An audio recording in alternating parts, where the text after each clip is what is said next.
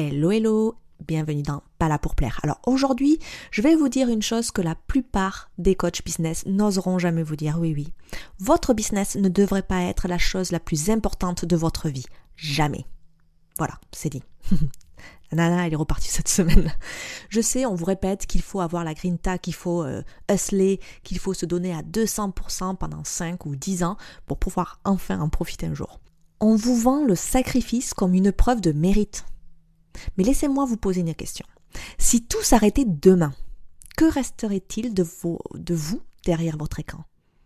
Pendant longtemps, j'ai cru que j'étais invincible. Je travaillais 10 heures par jour, je gérais des projets très complexes, je répondais à tout le monde, et puis, voilà, en janvier 2026, mon corps a simplement dit stop, ce n'est pas une suggestion, c'était une urgence vitale. Et c'est à ce moment-là que j'ai vraiment compris que le modèle de la réussite qu'on nous vend est un piège qui est vraiment calqué sur le salariat. Voilà. Construire un business qui dépend à 100% de votre présence et de votre sueur n'est pas une stratégie, c'est une condamnation. Donc dans cet épisode, on va parler de l'approche Life First, la vie d'abord. Je vais vous expliquer pourquoi concevoir votre entreprise autour de votre vie et non l'inverse est la seule manière de bâtir quelque chose de réellement durable. Ok ? On y va ? Allez, on y va. Donc déjà, on va parler du piège de travailler dur maintenant pour profiter plus tard. On nous l'a mis à toutes les sauces là. On est tous passés par là. On se dit, je vais charbonner pendant 2 ans, mettre ma santé entre parenthèses, mettre ma famille, mais tout, voilà. Et quand j'aurai atteint tel chiffre d'affaires, je pourrai enfin lever le pied. C'est la plus grosse connerie de l'entrepreneuriat. Et du salariat, parce que ça va avec. Déjà, rien n'est promis. La vie, elle ne prévient pas. Un accident, une maladie, une urgence familiale. Si votre business demande que vous soyez sur le pont 50 heures par semaine pour tourner, il s'effondrera au premier coup de vent. Et pareil, si vous continuez, vous ne pourrez pas être à côté de vos proches qui ont besoin de vous. Ok ? Donc, ce n'est pas juste vous le problème. Bon, à part si vous êtes tout seul sur une île déserte et que vous n'en avez rien à foutre du monde. Mais bon, si vous faites du coaching quand même, c'est que vous voulez aider des gens. La deuxième chose, c'est l'illusion du volume. On pense que plus on travaille, plus on sécurise son avenir. En réalité, plus vous travaillez sans système, plus vous créez une usine à gaz qui demande encore plus de travail pour être maintenue. Et ça, j'ai vraiment envie de le souligner, ce point-là. Parce qu'on voit toutes ces personnes qui vraiment charbonnent, qui font du super boulot, qui passent toute leur vie, toute leur journée, etc., pour bâtir un super business, etc. Mais quand vous voulez lâcher et dire, bon, maintenant c'est bon, je peux... Il n'y a plus rien en fait. Ça, tout dépend de vous. Donc le système, il dépend de vous. Comment vous voulez, à un moment donné, tout changer et qui ne dépende plus de vous. Là, ça commencerait à être chaud, quoi. Ok ? Et le troisième point, c'est la valeur de votre temps présent. Vos enfants ne vont pas attendre que vous ayez fait vos 6 chiffres pour grandir. Votre santé, elle ne va pas attendre votre retraite pour se dégrader si vous l'ignorez aujourd'hui. Ok ? Parce que c'est pas une question juste de gagner d'argent, de bosser, etc. Votre santé, vos enfants, même votre famille, vos parents, etc., ils prennent de l'âge, etc., personne ne vous attend. Donc l'approche Life First, donc la vie d'abord, c'est décider que votre définition du succès inclut d'être une femme ou un homme qui a de l'énergie le soir. Ce n'est pas un luxe, c'est votre priorité numéro 1. Je sais que je parle beaucoup aux femmes dans mon podcast. Je crois que vous êtes plus de 80% qui sont des femmes. Ça marche très bien pour les hommes aussi. Je parle plus aux femmes parce que j'en suis une et que je connais les problématiques qui vont avec.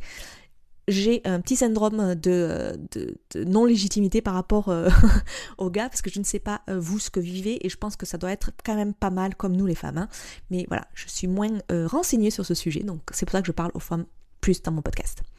On finit l'aparté, passons aux 3 piliers d'un business qui respecte votre vie, parce que c'est bien de parler ça, mais il faut savoir les 3 piliers, parce que sinon c'est... Voilà. Alors, comment on fait concrètement pour que le business soit au service de sa vie ?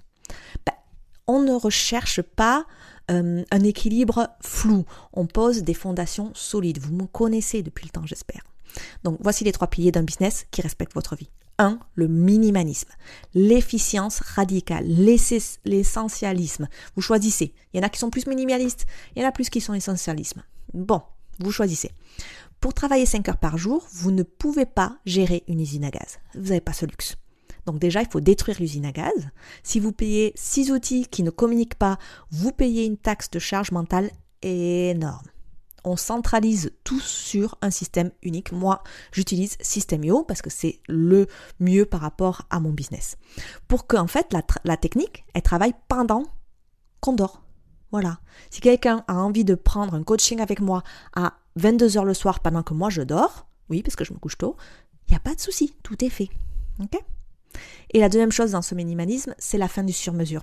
Je pense que je ferai un épisode vraiment plus poussé sur le sur-mesure parce que je pense qu'on a beaucoup de mythes et de croyances là-dessus et on fait un peu des amalgames. Donc je ferai un épisode là-dessus.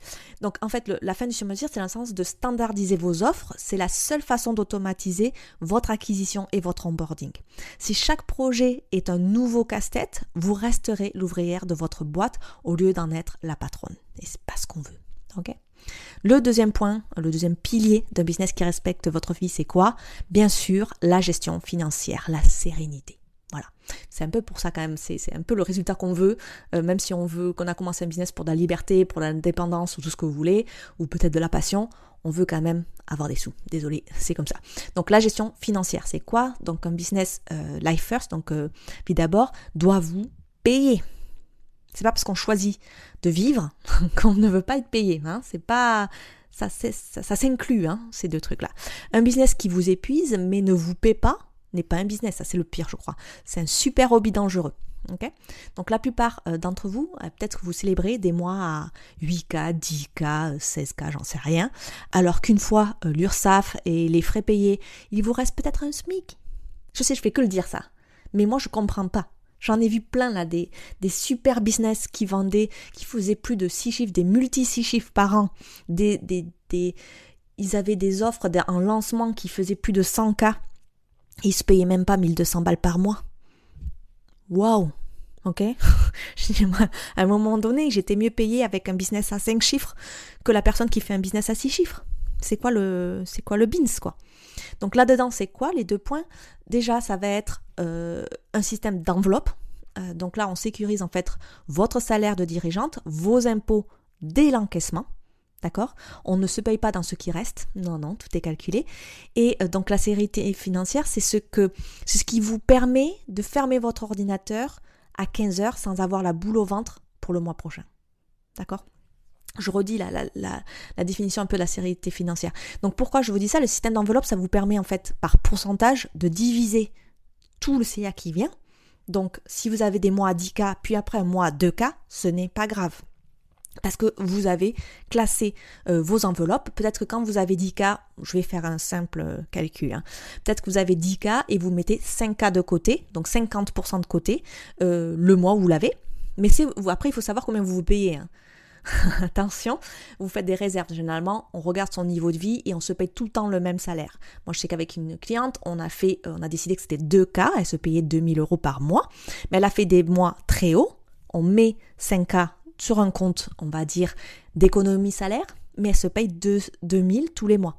Et si elle fait un mois 2K le mois d'après, il n'y aura que 1000 €, parce que c'est 50%, sur son compte salaire, mais elle a déjà encore plein de sous dessus. Donc elle a des mois d'avance pour se payer. Vous voyez ? Donc elle peut continuer à se payer régulièrement, même si ses revenus sont différents. Bon, ça pourrait être aussi un super épisode de podcast ou YouTube. À voir, dites-moi. Et le deuxième point, donc on revient toujours dans la gestion financière, le deuxième point, c'est la rentabilité réelle. Donc, vous devez vous verser un vrai salaire de dirigeant, prévisible, fixe chaque mois. Donc, c'est ce que je viens de vous dire. Si c'est cet argent, en fait, qui finance votre liberté et pas le chiffre qui flatte votre ego sur Instagram. Donc, on veut vraiment avoir ce chiffre-là et le sécuriser sur vos comptes avec le système d'enveloppe. Voilà, ça se tient, hein, ces 2 points. C'est pour ça que, voilà, je l'ai mis. Ensuite, le dernier pilier, c'est les limites, le cadre. Je crois que vous commencez à le comprendre, ces choses-là, parce que j'ai tendance à les répéter beaucoup. Donc, le business, il commence par ce que vous n'acceptez plus. Si vous n'avez pas de frontières claires, votre entreprise va grignoter, tic, tic, tic, chaque millimètre de votre vie perso jusqu'à qu'il ne reste plus rien. Vos horaires ne sont pas une suggestion, c'est une loi. C'est my business, my rules. Voilà, c'est pareil. Mettre une limite, c'est dire non à un client toxique ou à une notification à 20h pour dire un grand oui à votre propre vie. Il n'y a que vous qui pouvez le faire, ça. Donc il y a quoi? 2 choses. Imposer son cadre. Donc ce n'est pas à vous de vous adapter aux urgences de vos clients, c'est à vos clients d'entrer dans votre système. Il va falloir commencer à se mettre ça dans la tête. Et la deuxième chose, c'est protéger votre énergie. Vos horaires ne sont pas une suggestion, c'est une loi, je viens de le dire. À 14h, le rideau tombe. Ou à 15h, j'en sais rien, c'est vous qui voyez. Si vous ne fixez pas de porte fermée, vous envoyez le signal que votre temps est un buffet à volonté gratuit. Voilà. C'est pas le cas. Donc je vous laisse avec tout ça, vous pouvez réfléchir. Donc du coup, on arrive à, bien sûr, la responsabilité de la CEO, du CEO si vous voulez. Donc bâtir un business life first. La vie d'abord. Ce n'est pas une petite option de bien-être pour se donner bonne conscience, ok? C'est une décision stratégique radicale qui demande un courage immense. Oui, il faut beaucoup de courage pour ça. D'accord? C'est pas lazy. Pourquoi du courage? Parce que vous allez devoir dire non. Dire non à l'argent facile, mais qui va vous siphonner votre énergie pendant 3 mois. Ouais, ça aussi, il y aura un petit temps à déposer là-dessus. Dire non à ce prospect qui a un gros budget, mais qui veut vous appeler le samedi matin. Dire non à cette opportunité qui brille, mais qui ne rentre pas dans vos 5 heures par jour. On nous a appris que la réussite, c'est le sacrifice. Moi, je me souviens, mon patron, quand j'étais en corporate, quand j'allais à Apple un samedi, oui, parce que Apple, ils n'ont aucune limite, eh bien, il m'appelait, il me disait « Thank you for your sacrifice ». Je crois que c'était la pire phrase que j'entendais tous les jours. Ça me... Voilà. Donc, sacrifice, c'est un mot vraiment qui m'horripile. Donc, je disais quoi? Oui, que si on nous a appris que la réussite, donc c'est un sacrifice. Et que plus, en fait, on souffre, plus on mérite, en fait. Mais il faut vraiment se rappeler que vous n'avez pas quitté le salariat, ses horaires imposés et sa politique de bureau pour vous recréer une prison dorée de 50 heures par semaine avec le stress du patron en prime. D'accord? Mais en plus, sans mutuelle ni RTT. Enfin, j'espère quand même que vous avez une mutuelle. Mais bon, votre entreprise ne la paye pas 50%. Donc, ok? Vous avez une responsabilité fiduciaire envers vous-même. Dans une grande entreprise, on assure les machines, on protège les brevets. Dans votre business, la machine, le brevet, le moteur, c'est votre cerveau. Si votre cerveau il est embrumé par la fatigue, si votre corps lâche comme le mien a lâché début 2026, il ne reste plus rien. Votre business ne vous survit pas. Si vous tombez, le rideau tombe avec vous. Donc en protégeant vos 5 heures par jour, vous ne faites pas de la paresse, d'accord? Vous faites de la maintenance préventive. Ah, moi j'étais forte en maintenance préventive quand j'étais dans mon ancien boulot. Bref, je passe sur ça.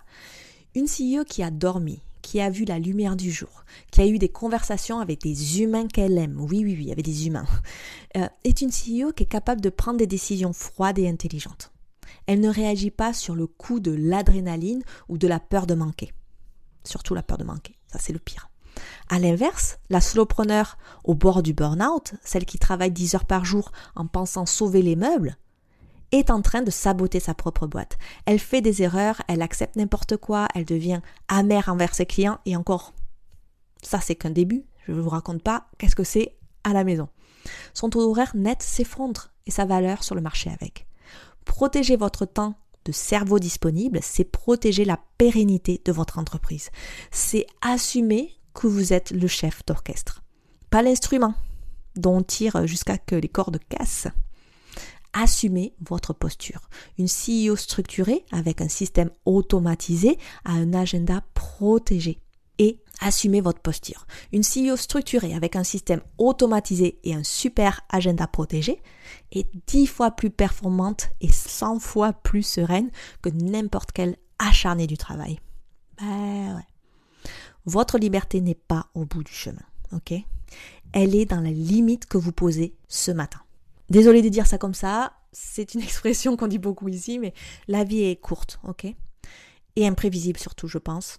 N'attendez pas une urgence médicale ou un drame familial pour décider que votre temps il est sacré. Si aujourd'hui vous sentez que vous êtes l'esclave de vos propres réussites, il est temps de poser un diagnostic. C'est pour vous aider à reprendre ce pouvoir que j'ai créé, l'audit des 3 P. En seulement quinzaine de minutes.